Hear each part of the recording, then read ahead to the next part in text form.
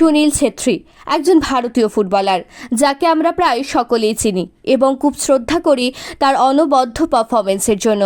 দেশের হয়ে খেলেছেন বহু ম্যাচ, ট্রফিও এনেছেন অনেক। সেই সুনীল ছেত্রী অবসর নিচ্ছেন ফুটবল থেকে। কি অবাক হচ্ছেন তো সবাই? গোটা দেশবাসী অবাক হয়েছে তার এই সিদ্ধান্তে। তার এই অবসর সিদ্ধান্ত শোনা যেন বিনা মেঘে বজ্রপাতের মতো।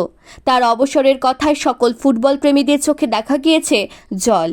সুনীল ছাড়া ফুটবল যেন কেউ মেনে নিতে পারছে না।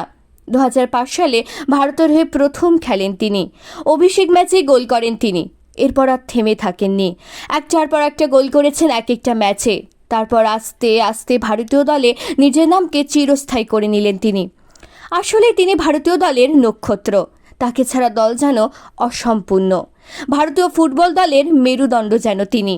সিনিয়র থেকে জুনিয়র সকল ফুটবলারকে আগলে রাখতেন তিনি। ভারতীয় দলের কোচ না থাকলেও সবাই সুনীলকে পেলে স্বস্তি বোধ করত। তিনি আসলে একজন সত্যিকারের নেতা। গত বৃহস্পতিবার সোশ্যাল মিডিয়াতে একটি ভিডিওর মাধ্যমে তিনি জানান তার অবসরের কথা। তার অবসরের কথায় কেঁদে ফেলেছেন গোটা দেশসহ সুনীল ছেত্রীর মা ও স্ত্রী।